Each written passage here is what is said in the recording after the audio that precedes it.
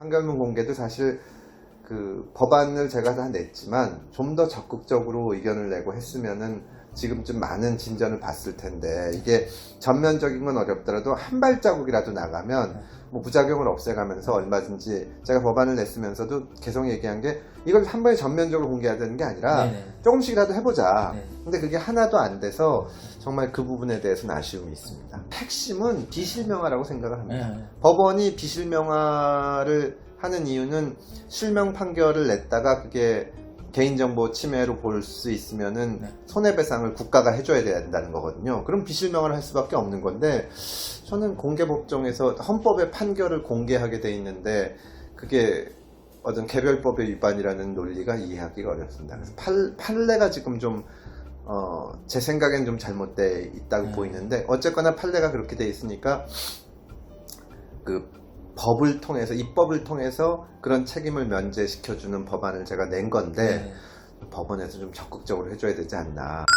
명목상으로는 임의어 검색도 가능하게 하고 한 군데서 하게 하고 했다고는 하지만 충분히 전산상으로 가능한 것도 아주 복잡한 절차를 거치게 만들어 놓고 쉽지 않습니다. 방문 열람 같은 경우도 네. 컴퓨터 4대에서 그러니까 그게 그거 참 늘리는 것도 참 이상한 저희가 예산을 주겠다고까지 했거든요. 네. 그러니까 법원의 태도가 그게 개인정보보호법 위반 소지가 있어서 예산을 안 받겠다. 근데 그러면 그 4대도 없어야지. 그렇죠. 근데 그 4대를 없으면 변호사들이 정보를 얻을 수가 없으니까 아는 사람이 부탁하면은 법원에서도 실명 판결문이 나가고, 그 다음에 킥스를 통해서 검찰청에서도 실명 판결문을 볼 수 있으니까 변호사 사무실에서 부탁하면 별 생각 없이 해줄 수가 있는 겁니다. 정보 공개가 안 될 때의 문제점은 비대칭성이거든요. 그렇죠. 전관 변호사들은 그걸 볼 수가 있는 겁니다.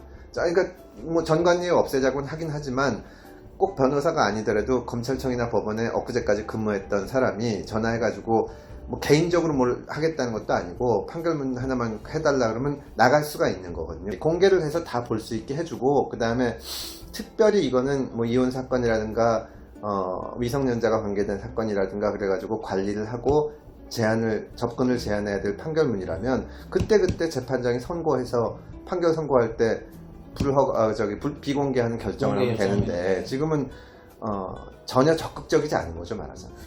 상고심 제도 개선 관련해서 상고심 제도 개선도 저희가 토론회도 내고 했는데 1인당 4,000건이라는 게 이게 말이 안 되는 거고, 이론적으로 하더라도 소부에서 재판하는 것은 나는 4,000건이지만 4명이면 16,000건을 읽어야 되는데 국민들 입장에서 신뢰를 전혀 할 수가 없는 게, 내 사건이 대법원 가면은 소부로 가도 4명의 대법관이 내 사건 판결문에 이름이 올라가는데 솔직히 말해서 한 명도 내 사건을 안 읽어봤을 거란 말이에요. 물리적으로 불가능하니까. 그렇죠. 법에 있어서 가장 나쁜 게 법과 현실의 괴리라고 생각합니다. 네. 법은 지나치게 선진적으로 만들어 놓고 그걸 안 지키면 아무 소용이 없거든요. 우리는 3심제로 돼 있고 모든 사건이 대법원으로 가게는 해놨는데 현실적으로 대법관들이 1년 내내 밤을 새도 다 볼 수 없는 양이 있으니까 어떻게 해서든지 대법원에서 처리할 수 있는 사건의 수로 제한하는 방법을 논의를 해야 되는데, 어떤 사건은 대법원에 못 가냐, 이런 명분만 앞세우면서 실제로는 아무 사건도 볼 수 없고. 20대 국회 법사위 초기에 전관예우가 굉장히 문제가 됐었거든요. 네. 진경준 사건이, 홍만표 사건이 문제가 됐었는데, 그때 이제 많이 나왔던 법안들이 뭐냐 하면, 검사가 변호사 만나면 하거나 통화하면은 신고해가지고 이거 하라 그러는데 말도 안 되는 얘기입니다. 동창하고 전화할 수 있는 거고, 그걸 일일이 보고를 할 수도 없고, 또 사적인 전화는 안 할 수도 있고, 그걸 가지고 처벌할 수도 없는 거고. 저는 전관예우를 없애는 방법은 법원의 경우에는 판결문을 공개해서 전관예우가 있는지 없는지부터 살피는 거고, 검찰의 경우에는 검찰에서 주로 하는 것이 이제 피의자나 참고인 불러서 조사하는 건데, 거기서 변호사가 활동할 수 있는 영역을 늘려주면 전관들보다는 이제 젊은 변호사들이 가가지고 뭐 몇 시간이고 앉아 있거든요. 그럼 거기서 검사의 신문에 대해서 똑같은 질문을 왜 자꾸 물으시냐고 이의를 제기할 수 있다거나, 그렇게 되면은 이 사건 관계들이 겪어보면 이 사람이 내 변호를 충분히 하는구나. 그럼 이제 신뢰관계가 형성되고 하는데, 지금은 변호인이 조사하는데 옆에 앉아 있어도 이의 제기도 못하고 그 조사받은 내용, 본인이 얘기한 내용을 갖고 나올 수도 없거든요. 그거를 못 갖고 나오니까 조사 5시간 하고 10시간씩 조사 검토하는 그런 문제도 생기고, 이게 그 변호사가 옆에 앉아있는 변호사가 그냥 자리나 지키지 별 역할을 못하니까 검사하고 통할 것 같은 사람, 부장검사 만날 수 있을 것 같아요. 이 전관을 하는 거거든요. 문제점에 대해서 그냥